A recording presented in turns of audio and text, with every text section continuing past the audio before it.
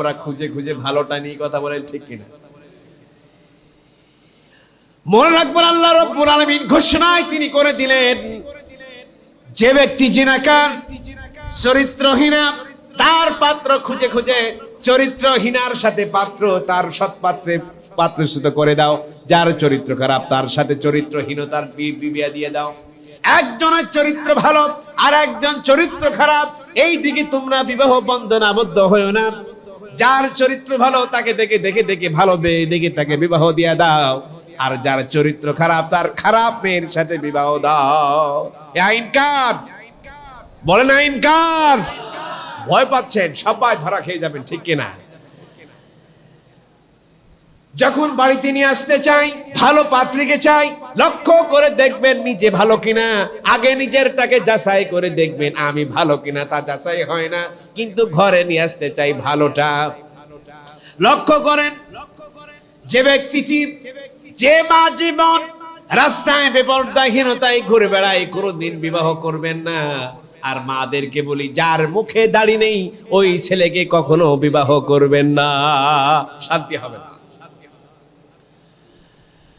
রাসূল করিম সাল্লাল্লাহু আলাইহি ওয়াসাল্লাম যে ব্যাপারটি বলেছেন, রাসূল করিম সাল্লাল্লাহু আলাইহি ওয়াসাল্লাম বললেন, পর্দা করে কিনা, নীতি নৈতিকতা ভালো কিনা, বংশ ভালো কিনা, তার সুন্দর আছে কিনা, তার অর্থনৈতিক ব্যবস্থাপনা ভালো কিনা, চারটি বিষয় লক্ষ্য করুন। সবার আগে প্রাধান্য দেবেন তার নৈতিকতা আছে কিনা। একটু যদি চামড়াটা সাদা হয়, ফাল করে ঘুরে ঘুরে বেড়ান, 1 মাস 2 মাস 3 মাস পর আসনা আপনাকে ফেলে রেখে চলে যাবে, কোনোদিন আপনার খোঁজ দিবে না। কিন্তু যদি নীতি নৈতিকতা ভালো হয়, বিশ্বাস করুন সারা জীবন আপনাকে আঁকড়ে ধরে রাখবে, কোনোদিন বিচ্ছিন্ন হয়ে যাবে না। এজন্য রাসূল করিম সাল্লাল্লাহু আলাইহি ওয়াসাল্লাম বললেন, যখন তোমার দাম্পত্য জীবন শুরু হবে, অবশ্যই সৎ পাত্রে তুমি পাত্রচ্যুত হবে। যদি হয়ে থাকে তাহলে তোমার জীবন ধন্য, তোমার সামাজিক জীবন, তোমার আগামী ভবিষ্যৎ সুন্দর হবে। রাসূল করিম সাল্লাল্লাহু আলাইহি ওয়াসাল্লাম আমাদেরকে সেটাই শিক্ষা দিলেন। রাসূলের জীবন থেকে বিবাহটা ছিল, রাসূলের জীবনের অন্য একটি মোড় ঘুরে গেল। রাসূল বিবাহ বন্ধনে হলেন মা খাদিজাতুল কুবরা রাদিয়াল্লাহু তাআলা আনহার সাথে। রাসূল বললেন, তিনি যদি মানা না যেতেন, তিনি যদি বেঁচে থাকতেন, আমি রাসূল আর কোনোদিন দ্বিতীয় বিবাহ বন্ধনে আবদ্ধ হতাম না। তাকে বলা হয় তাহেরা। আল্লাহ রাব্বুল আলামিন যাকে সালাম বলেছেন। রাসূল করিম সাল্লাল্লাহু আলাইহি ওয়াসাল্লাম ধ্যানমগ্ন ছিলেন হেরা পাহাড়, হেরা গুহায়। তিনি সেই প্রায় 2000 ফিট উঁচুতে রাসূল করিম সাল্লাল্লাহু আলাইহি ওয়াসাল্লাম কি তিনি খাবার নিয়ে যেতেন, তাকে দেখাশোনা করতেন। এজন্য আমরা যখন বিবাহ বন্ধনে আবদ্ধ হব, রাসূল করিম সাল্লাল্লাহু আলাইহি ওয়াসাল্লামের কর্মনীতি 4 নাম্বার হচ্ছে, অবশ্যই আমরা সৎ পাত্র দেখে বিবাহ বন্ধনে আবদ্ধ হলে আমাদের ভবিষ্যৎ জীবন সুন্দর হবে। আমাদের সন্তানগুলো আজ নষ্ট হয়ে যাচ্ছে, আমাদের সন্তানগুলো দিশাহারা হয়ে যাচ্ছে এটির কারণে। আল্লাহ রাব্বুল আলামিন রাসূল করিম সাল্লাল্লাহু আলাইহি ওয়াসাল্লামকে একটি যুগান্তকারী পদক্ষেপে তিনি পা বাড়াতে শুরু করলেন। রাসূল করিম সাল্লাল্লাহু আলাইহি ওয়াসাল্লাম 40 বছর বয়সে উপনীত হলেন। আল্লাহ রাব্বুল আলামিন তাকে ঘোষণা করলেন, ইয়া আইয়ুহার রাসূল বাল্লিগ মা উনজিলা ইলাইক, এখন তোমার প্রতি যা নাজিল হলো মানুষদেরকে বলে দাও। এতদিন রাসূল 40 বছর পর্যন্ত রাসূল মানুষদেরকে আহ্বান করার মতো তার কাছে কোনো দলিল ছিল না। শুধু বলতেন লা ইলাহা ইল্লাল্লাহু মুহাম্মাদুর রাসূলুল্লাহ, এই বলে বলে মানুষদেরকে তিনি দাওয়াত দিয়েছেন। হেরা গুহায় তিনি ধ্যানমগ্ন। আল্লাহ, এই পথহারা মানুষগুলোকে যদি আমি পথের দিশা দিতে চাই, আমাকে একটি নবুয়ত দেন, রিসালাত দেন, চিঠি পাঠিয়ে দেন, বার্তা দিয়ে দেন। আল্লাহ রাব্বুল আলামিন বার্তা পাঠালেন, ইকরা বিসমি রাব্বিকাল্লাযী খালাক খালাকাল ইনসানা মিন আলাক। বার্তা চলে এলো, পড়ো তোমার প্রভুর নামে যিনি তোমাকে সৃষ্টি করেছেন। খালাকাল ইনসান, মানুষকে সৃষ্টি করেছেন জবাট মাদা রক্ত থেকে, আলাক থেকে মানুষকে সৃষ্টি করা হলো। নবুয়ত পেলেন, দাঁড়ে দাঁড়ে দাওয়াত দিলেন। আল্লাহ রাব্বুল আলামিন তাকে ঘোষণা করে দিলেন, আপনি এখন রাসূল। আল্লাহ রাব্বুল আলামিন বলে দিলেন, মানুষদেরকে শুনিয়ে দাও ওয়ামা ইয়ানতিকু আনিল হাওয়া ইন হুয়া ইল্লা ওয়াহায়ুন ইউহা। নবীজি নিজে থেকে কোনো কথা বলেন না, আল্লাহ রাব্বুল আলামিনের পক্ষ থেকে যে নাজিল হয় সেই কথাগুলো আল্লাহ রাব্বুল আলামিনের কথাগুলোই তিনি বলেন।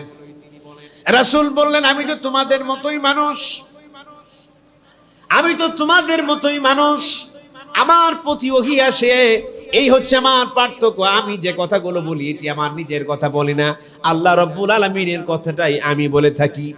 রাসূল চতুর্দিকে যখন ছড়িয়ে দিলেন, মানুষেরা মেনে নাও আল্লাহর আইন, রিসালাত এসেছে, মানুষের বাধ্য হলো হযরত ওমর রাসূলকে হত্যা করার জন্য তিনি বের হলেন। দারুন নদওয়ার বৈঠক হলো, রাসূলকে হত্যা করা হবে। রাসূল নামাজে দাঁড়ালেন, সূরা ফাতিহা পড়লেন, শুরু করলেন সূরা হাক্কাত। ওমর এসে হাজির, এত সুন্দর তেলাওয়াত শুনছেন। হযরত ওমর তিনি হতবিম্ব হয়ে গেলেন, তিনি দাঁড়িয়ে আছেন। রাসূলের তেলাওয়াত শুনে হযরত ওমর বিস্মিত হয়ে গেলেন, কি কথা, এরকম কথা আর তো কোনোদিন কারোর মুখ থেকে শুনি নাই। রাসূল তো লেখাপড়া জানে না, এত সুন্দর কথা রাসূল কোন পায় তা জানতে চাই, মনে মনে প্রশ্ন করছেন। আল্লাহ রাব্বুল আলামিন থেকে জানিয়ে দিলেন, তানজিলুম মির রাব্বির রহিম, দয়াময় পক্ষ থেকে সেই কিতাব নাজিল করা হয়েছে, কিতাব জাল্লা রাব্বুল আলামিন দয়াময় রাসূলের প্রতি নাজিল করেছেন। তিনি বললেন, রাসূল এখন মনে হয় কবি হয়ে গিয়েছেন, তিনি এখন কবি, এত ছন্দ মিলিয়ে মিলিয়ে তিনি কিতাব পড়েন, এখন রাসূল বুঝি তিনি কবি হয়ে গিয়েছে। কত সুন্দর মিলান আমরা দেখি।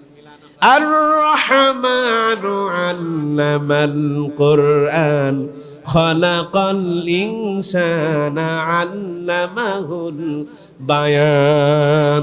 যত পড়বেন সব দিকে শেষে যাবেন নুন নুন নুন, কথা ঠিক কিনা? যদি সূরা দুহাটা পড়ি, ওয়াশ-শামসি ওয়া দুহাহা ওয়াল কমারি ইযা তালাহা ওয়ান নাহারি ইযা জাল্লাহা ওয়াল লাইলি ইযা ইয়াগশাহা ওয়াস সামাই ওয়া মা বানাহা। সব দেখেন হার হার হার, কথা ঠিক কিনা? এত সুন্দর মিলানো কিতাব কই পাবেন আপনি? রাসূল করিম সাল্লাল্লাহু আলাইহি সাল্লামকে যখন এবার প্রশ্ন করা হলো, সাথে সাথেই রাসূল উত্তর দিয়া দিলেন, ওমা ওয়ালা বিকাউলি কাহিন কলিলাম মা তাযাক্কারুন। তোমার রাসূল এটি গণক হয়নি, তোমার রাসূল কবিও নয়, তোমার রাসূল জিনে ধরা রোগীও নয়। তোমার রাসূল যা বলে, ইন হুয়া ইল্লা ওয়াহায়ুন ইউহা, তোমার রাসূল যা বলে সব আল্লাহর ওহী বলেন। রাসূল কি বলেন? বলেন রাসূল কার কথা বলেন? আল্লাহর কথা বলেন। তিনি যা বলেন সব আল্লাহর কথাগুলো বলেন। এজন্য রাসূল তিনি হতভম্ব হলেন। হযরত ওমর এখন হত্যা করবেন, রাসূলের কথা শুনে তিনি থমকে দাঁড়ালেন। তিনি বললেন, আমার হৃদয়ের মধ্যে ইসলাম এখন তার শিকল সুদ্ধা আমার কলিজার মধ্যে জায়গা করে নিচ্ছে। তিনি থরথর করে কাঁপছেন, আমি কি শুনলাম? রাসূল করিম সাল্লাল্লাহু আলাইহি সাল্লাম কোরআন তেলাওয়াত করছেন। উল উহিয়া ইলাইয়া আন্নাহু ইসতামাআ নাফারুম মিনাল জিন। জিন সূরা তিনি যখন পড়লেন, একদল জিন অতিবাহিত করছিলেন, রাসূলকে দিয়ে চলে যাচ্ছিলেন। হঠাৎ শুনলেন, তারা বললেন, আহারে এটা কি শুনলাম আমরা, আশ্চর্যজনক কিতাব, এই কিতাব তো কখনো শুনিনি। ইয়াহদি ইলার রুশদি, তারা ঈমান আনলেন আর বলে নিলেন, আমরা জিন জাতি আর কখনো আল্লাহ ব্যতীত কারো ইবাদত করব না, আমার ইবাদতের মধ্যে শিরক যুক্ত আর কখনো ইবাদত করব না। রাসূল সেই কিতাব পেলেন, মানুষদেরকে আহ্বান জানালেন আর মানুষদেরকে এই শিক্ষাটা দিলেন। কর্মনীতির 5 নাম্বার শিক্ষা হলো এই, আল্লাহর আইন ছাড়া আর কারণ আইন মানি না। যেহেতু রাসূল তিনি নিজের কথাগুলো তিনি বলেন নাই, কার কথাগুলো বলেছেন? হযরত ওমর ভাবছেন রাসূলের তো কোনো কথা নয়, যদি রাসূলের কথা যদি না হয়ে থাকে তাহলে কার কথা? আল্লাহ রাব্বুল আলামিন বলেন ওয়ালাউ তাকাওয়ালা আলাইনা বা'দাল আকাবির লাআখাযনা মিনহু বিল ইয়ামিন সুম্মা লাকাতা'না মিনহুল ওয়াতিন। রাসূল যদি নিজের কথাটা আমার কথার মধ্যে প্রবেশ করিয়ে দিয়ে যদি রাসূলের কথাটা আর আমার কথাটা যদি সংমিশ্রণ করত, আমি রাসূলের ডান হাত দিয়ে চেপে ধরতাম আর তার কণ্ঠনালীটা কেটে ফেলে দিতাম। এই জন্য রাসূল যা কথাগুলো বলেন, কার কথা বলেন? আল্লাহর কথা বলেন। এই জন্য আপনাদের যদি আল্লাহর কথার দিকে আহ্বান জানাই, আপনাদের কি শুনতে রাজি আছেন ইনশাআল্লাহ? সেই আইন কি মানতে রাজি আছেন? সে আল্লাহর আইন কি মানতে রাজি আছেন? কারা কারা মানতে রাজি? দু হাত উঁচু করে দেখা ইনশাআল্লাহ। আল্লাহু আকবার কাবীরা।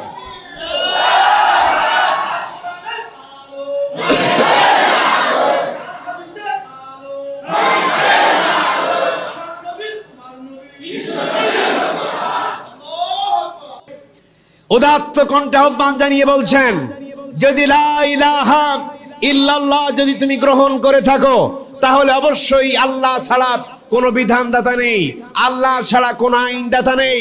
যদি আল্লাহর আইন বেঁধে রেখে মানুষের তৈরি করা মতবাদ, যেমন আমাদের সংবিধান একটি প্রস্তাবনা, 7টি তফসিল, 11টি ভাগ, 153টি ধারা দিয়ে গোটা 18 কোটি মুসলমানকে যারা শাসন করে চলেছেন, সুতরাং মনে রেখো বাংলাদেশের 18 কোটি মুসলমান আল্লাহর আইন ছাড়া নিজের তৈরি করা কোন আইন মানবে না, মানবে না, মানবে না। এই জন্য সবখানে মানবো কার আইন? এর জন্য যদি জেলে যেতে হয়, এর জন্য যদি ফাঁসির মঞ্চে যেতে হয়, এর জন্য যদি দেশ ছাড়া করা হয়, সব সহ্য করতে রাজি আছি। আল্লাহর বিধান থেকে বিন্দু মাত্র সরতে রাজি নয়, এই কথা ঠিক কিনা? এই ব্যাপারে যদি আমাদেরকে এগিয়ে যেতে না দিতে হয়, আমি এই দিকে আমি দৌড়িয়ে যাব, দৌড়িয়ে যেতে যদি বাধা দেওয়া হয় আমি হেঁটে যাব, হেঁটে যাওয়া যদি বাধা দেওয়া হয় আমি গলা দিয়ে যাব, সেটাও যদি বাধা দেওয়া হয় আমি গলাতে গলাতে যাব, সেটাও যদি বাধা দিতে হয় আমি সেই দিকে আমার দু চোখ ভরে ভরে তাকিয়ে তাকিয়ে দেখব, তবু আমার মঞ্জিল থেকে বিন্দু মাত্র সরে যাব না। এই জন্য আমাদের রাসূল কারীম সাল্লাল্লাহু আলাইহি ওয়াসাল্লামের কর্মনীতির 5 নাম্বার হলো আল্লাহর আইন ও বিধান আমাদেরকে মানতে হবে, কথা ঠিক কিনা? আল্লাহর আইন ছাড়া কারণ আইন আমরা মানি না, সোজা কথা। এতে জীবন থাক আর জীবন যাক, এটি আমার কথা না আল্লাহর কথা? আমার প্রতি রাগ করে লাভ আছে? বলেন আমার প্রতি রাগ করে লাভ আছে?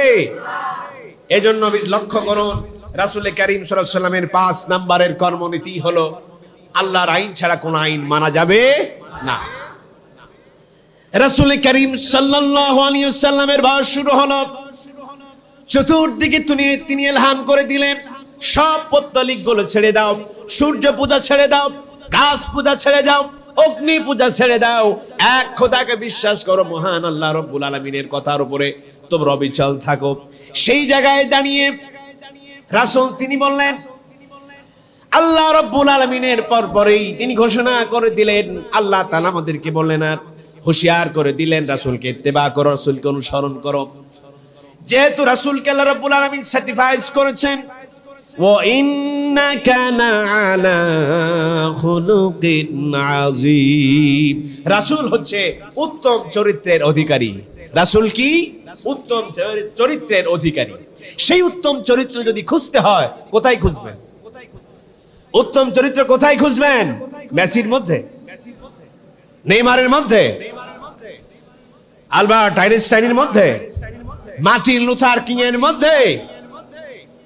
কার মধ্যে খুঁজবেন? রাসূলের মধ্যে। আল্লাহ পাক বলছেন, লাকাদ কানা লাকুম ফি রাসূলিল্লাহি উসওয়াতুন হাসানা।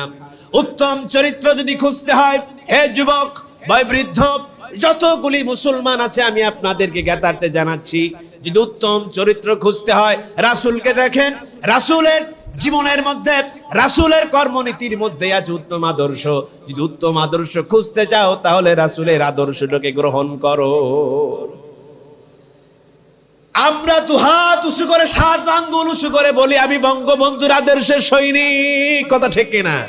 ঈমান থাকবে? ঈমান থাকবে?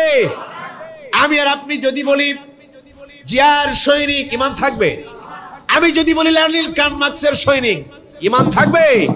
আমি যদি বলি লেনিন কার্ল মার্কসের সৈনিক, ঈমান থাকবে?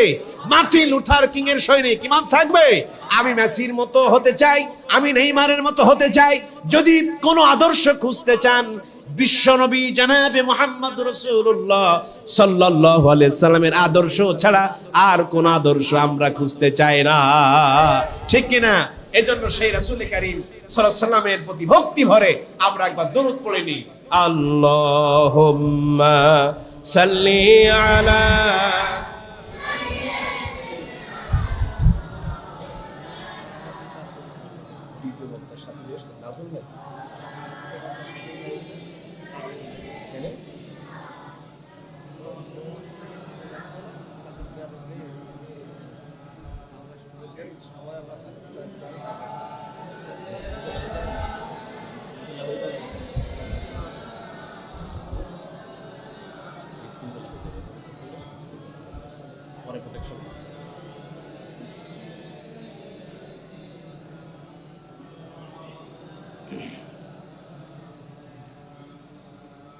সাল্লাল্লাহু আলাইহি সাল্লাম। এই জন্য আমরা রাসূলের আদর্শ ছাড়া আমরা আর কোন আদর্শ গ্রহণ করব না।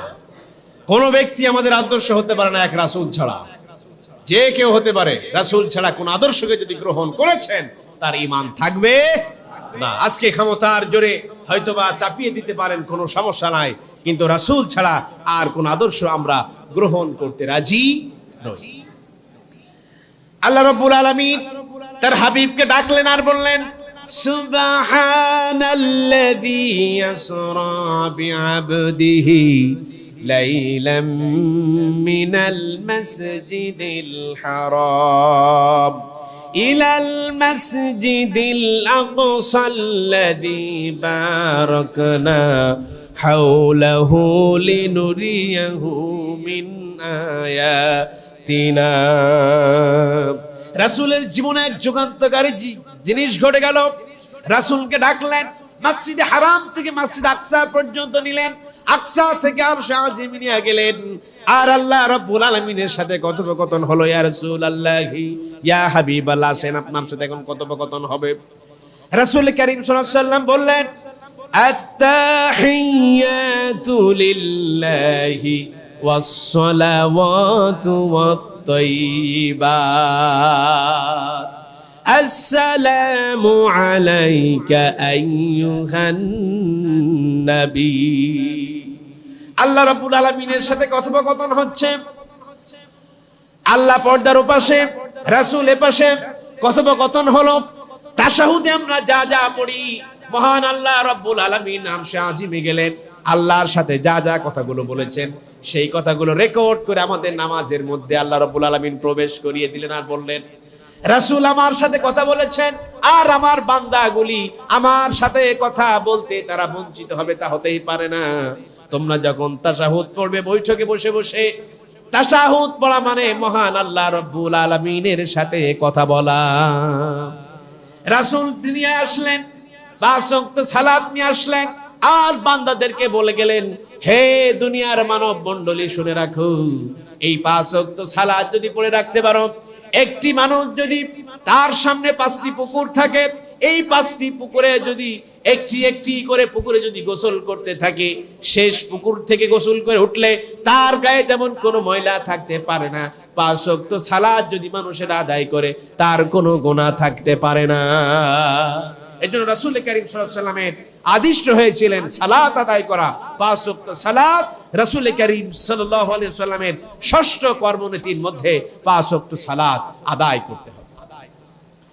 রাসূল কারীম সাল্লাল্লাহু আলাইহি ওয়াসাল্লামকে আদেশ করা হলো, মক্কা থেকে তিনি বিতাড়িত হলেন, মদিনায় চলে গেলেন। আল্লাহ রাব্বুল আলামিনের দরবারে তিনি দোয়া করলেন, ওয়াকুর রাব্বি আদখিলনি মুদখালা সিদক আল্লাহ পাক আমাদেরকে ঘোষণা করে দিলেন ন্যায় ও ইনসাফ ভিত্তিক রাষ্ট্র পরিচালিত করবে। যারা এতিমের হক তাদেরকে দিয়ে দেবে, যারা ফকির মিসকিন তাদের হক দিয়া দিবে। আল্লাযীনা ইম্মাক্কান্নাহুম ফিল আরদি ওয়া আকামুস সালাহ। তুমি যখন রাষ্ট্র ক্ষমতায় পাবে, সর্বপ্রথম তুমি পৃথিবীতে সালাত কায়েম করবে। এই জন্য রাষ্ট্র পরিচালনার ক্ষেত্রে সালাত কায়েমের মধ্য দিয়ে ন্যায় ও ইনসাফ ভিত্তিক সমাজ প্রতিষ্ঠা করতে হবে। আল্লাহ রাব্বুল আলামিন আমাদেরকে হুঁশিয়ার করে জানালেন, যখন তুমি রাষ্ট্র ক্ষমতা পরিচালিত করবে, তোমার 7 নাম্বার কর্মনীতি হলো ন্যায় ও ইনসাফ ভিত্তিক সমাজ এবং রাষ্ট্র পরিচালিত করতে হবে। রাসূল করিম সাল্লাল্লাহু আলাইহি ওয়াসাল্লামের জীবন্তকারী যুগ হলো যুদ্ধনীতি। যুদ্ধ শুরু হলো, কাফের বেঈমানের জন্য যুদ্ধ শুরু হলো। মহান আল্লাহ রাব্বুল আলামিন আমাদেরকে ঘোষণা করলেন, আম হাসিবতুম আন তাদখুলুল জান্নাতা ওয়া লাম্মা ইয়ালামিল্লাহুল্লাযীনা আমানু। তোমরা কি ভেবে নিয়েছো যে তোমরা এমনি এমনি তোমাদেরকে জান্নাতে দিয়ে দেওয়া হবে? এখন পর্যন্ত কারা ঈমানদার তা পরীক্ষা করা হয়নি। পরীক্ষা ছাড়া আমরা কেউ জান্নাতে যেতে পারবো? কথা বলেন, পারবো?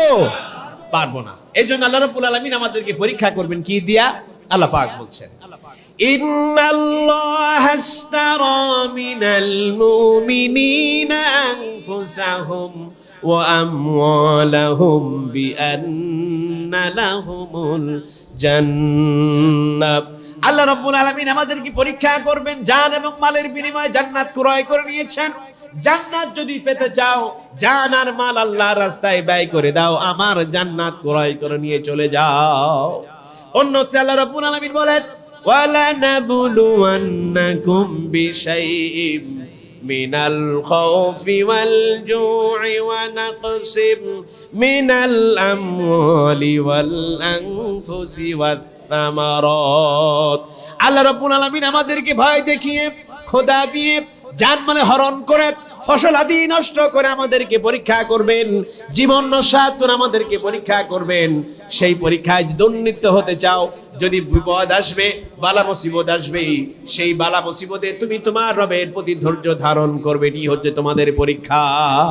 এই জন্য রাসূল কারীম সাল্লাল্লাহু আলাইহি ওয়াসাল্লামের জীবনে যুগান্তকার একটি পরীক্ষা হলো যুদ্ধ দিয়া মানুষের জান এবং মালের ক্ষয়ক্ষতি করে আল্লাহ রাব্বুল আলামিন ঈমানদারিত্ব খুঁজে নেবেন।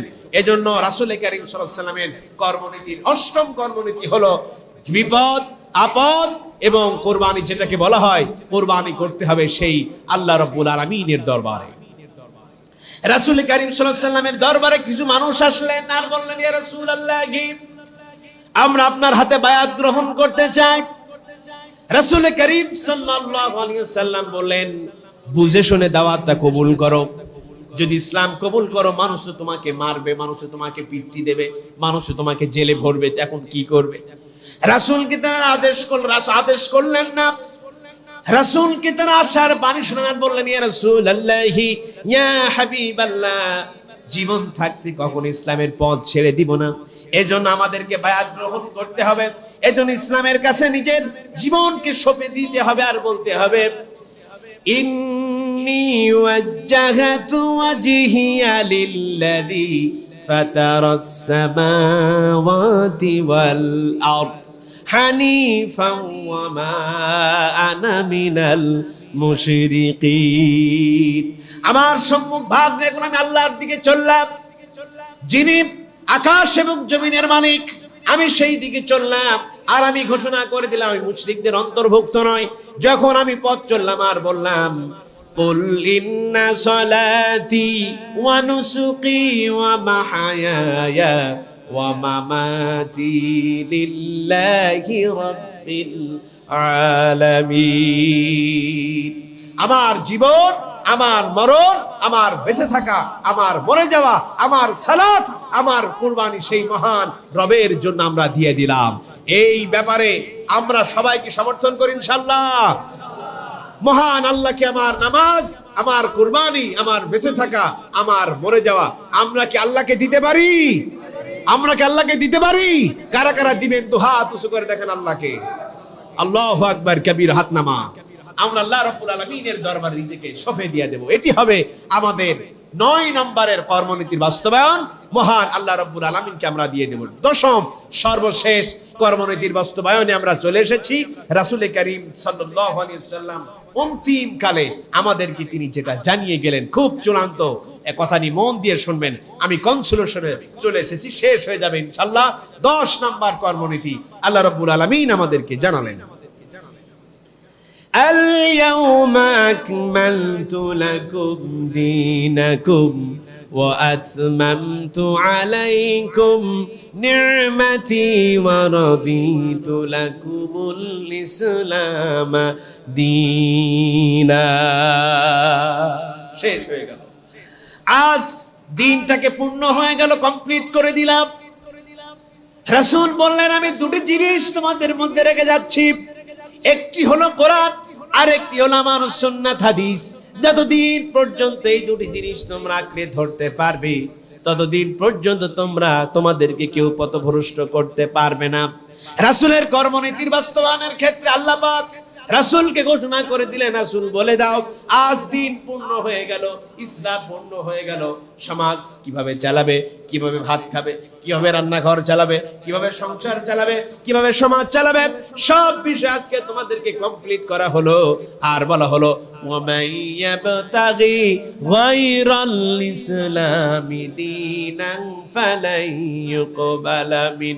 ইসলাম ব্যতীত যদি অন্য কোনো ধর্ম গ্রহণ করে থাকো, তাহলে অন্য কোনো ধর্ম তোমাদেরকে গ্রহণ করা হবে না। এবং 10 নম্বর কোন বাস্তবায়ন হচ্ছে, রাসূল করিম সাল্লাল্লাহু আলাইহি ওয়াসাল্লাম বললেন, আমি দুটি জিনিস তোমাদের মাঝে রেখে যাচ্ছি, একটি হলো কোরআন আর একটি হলো হাদিস। এই দুটি জিনিস যতদিন পর্যন্ত তোমরা আঁকড়ে ধরবে, ততদিন পর্যন্ত তোমরা থাকবে সফল কাম। এই জন্য কোরআন এবং হাদিসের উপরে আমাদেরকে অবিচল থাকতে হবে। রাসূল করিম সাল্লাল্লাহু আলাইহি ওয়াসাল্লামের ছিল এই 10 নম্বর কর্ম নীতি এবং তার বাস্তবায়ন। এই 10টি কর্মনীতি যদি আমার জীবনে আমরা বাস্তবায়িত করতে পারি, মহান আল্লাহ রাব্বুল আলামিনের জান্নাতি মানুষ হিসাবে আমরা সাব্যস্ত হবে ইনশাআল্লাহ। আল্লাহ রাব্বুল আলামিন আমাদেরকে রাসূল করিম সাল্লাল্লাহু আলাইহি ওয়াসাল্লামের এই কর্মনীতির বাস্তবায়িত করার তৌফিক দান করুক। আমরা সকলেই বলছি আল্লাহুম্মা আমিন। মহান আল্লাহ রাব্বুল আলামিনের ঘোষিত বাণী অনুযায়ী রাসূল করিম সাল্লাল্লাহু আলাইহি ওয়াসাল্লামের তিনি আগমনের বার্তায় আমরা বসেছি রাসূলের জীবন সম্পর্কে কথা শোনার জন্য। রাসূলের বেলাদ, জন্মদিন, এটি পালন করা ঠিক নয়, এটি একটি বেদাত। আমরা জন্মদিন পালন করতে আসিনি, আমরা এসেছি রাসূলের সিরাত বলতে, রাসূলের কর্ম বলতে, রাসূলের কর্ম পদ্ধতি এবং তা বাস্তবায়ন করার জন্য তার শিক্ষা নিতে এসেছি। কথা বলেন ঠিক কিনা? এজন্য যারা এই সিরাত মাহফিলের আয়োজন করেছেন অক্লান্ত পরিশ্রম করে, সেই যুবক ভাইদের এবং এই সুবদিয়া ঈদগাহ পাড়ার যুবক ভাইদেরকে আমরা ধন্যবাদ জানাচ্ছি এইরকম একটি মাহফিল আমাদের মাঝে উপহার দেওয়ার জন্য। এবং সেই সাথে সাথে তাদের জন্য দোয়া করছি, আল্লাহ রাব্বুল আলামিন যেন তাদেরকে দ্বীনের দাঈ হিসেবে কবুল করুক। আমরা সকলেই বলছি আল্লাহুম্মা আমিন।